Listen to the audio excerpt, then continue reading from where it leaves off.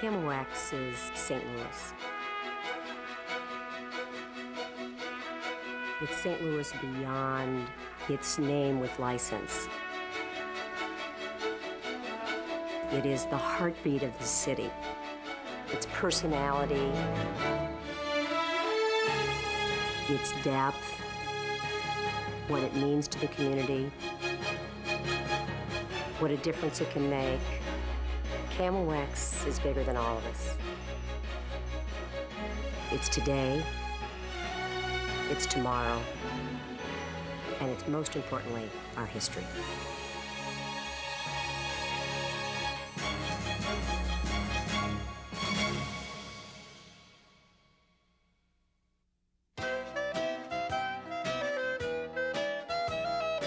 It was 1925, and radio was in its infancy. In St. Louis, a group of visionary businessmen saw exciting possibilities in this new broadcast medium.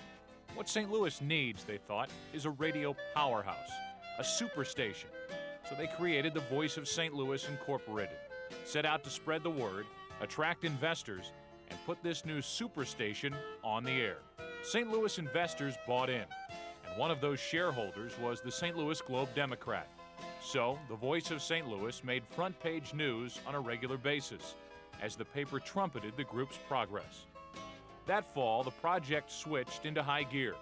In Kirkwood, ground was broken for a broadcast tower and transmitter, while downtown, studio construction began at the Mayfair Hotel. In early December, the Voice of St. Louis group got some bad news. They were hoping to call the station KVSL, as in the Voice of St. Louis. But the request was denied. So they countered with KMO. Again, request denied. After 3 tries, the matter was finally settled.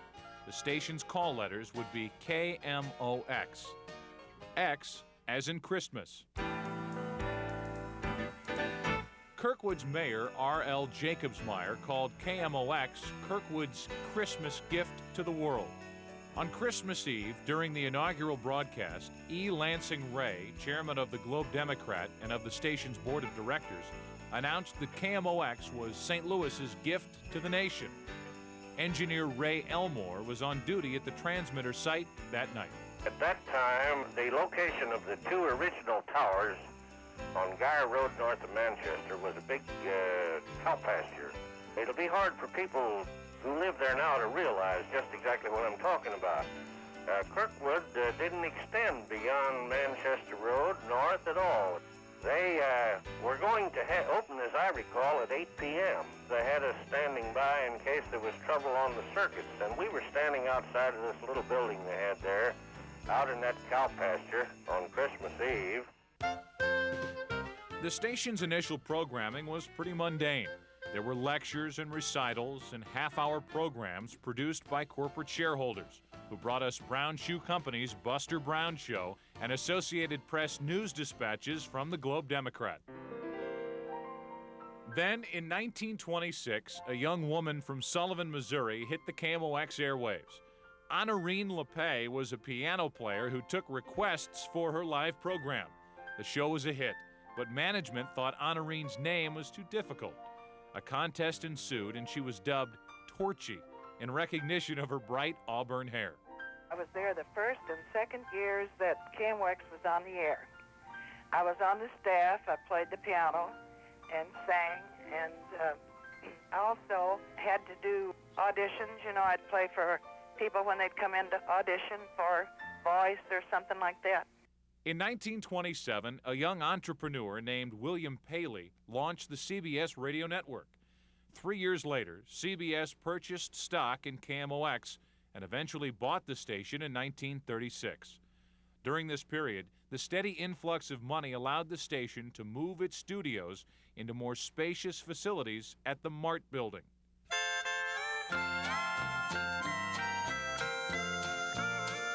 In those days, music was an important part of the broadcast day, and many local musicians got their start on KMOX radio.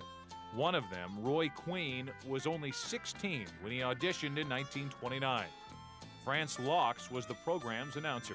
And France said, now here's a little chubby boy from Pilot Knob going to sing his little song entitled, I can't give up my good old rough and rowdy ways. And brother, my hands were sweating, I was shaking. I finally got started, and I just kind of shut my eyes and just think, well, I'm sitting out here on an old hickory stump watching the squirrels play, and I just forgot that I was in KMOX.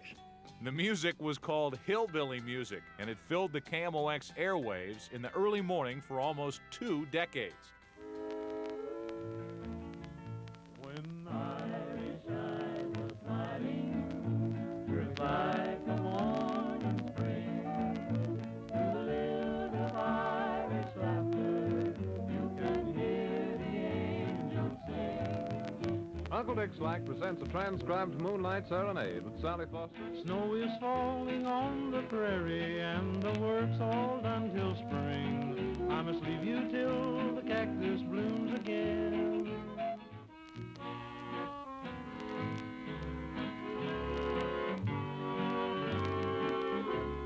There's a ranch in the Rockies where I long to be. As I look at you now, little pony of mine, those memories all come back to me.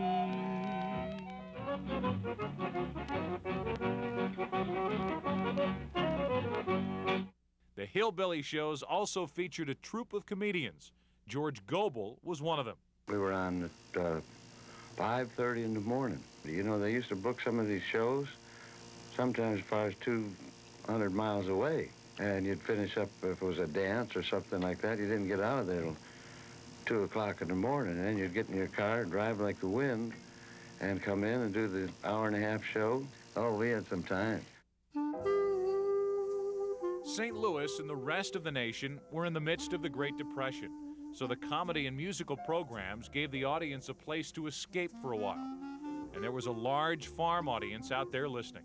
I joined the staff of KMOX in October 1932 to conduct an agricultural program beginning at 5:30 and running until 7 a.m., 6 mornings a week. It was called the Farm Folks Hour and featured news to farmers and live talent. The Ozark Mountaineers was a 5-piece hillbilly band. Other entertainers on that program were a team of girls, the Girls of the Golden West. Millie and Dolly were their first names. Then there was Jimmy and Dick, the Novelty Boys. There was Skeets, the golden-voiced yodeler, and his teammate Frankie.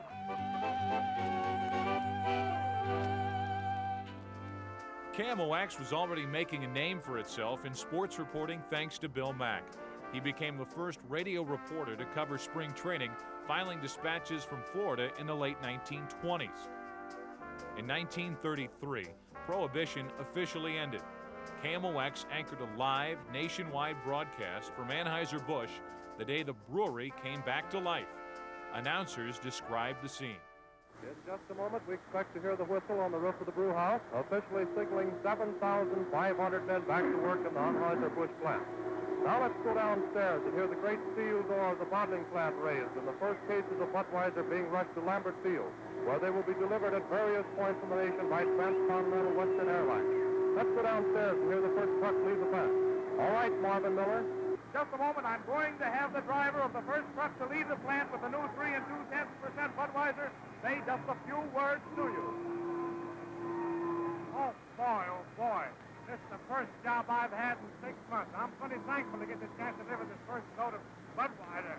Thank you very much. It's a very inspiring sight, ladies and gentlemen. During the 1930s, network radio shows filled the broadcast day, drawing huge listening audiences. The March of Time.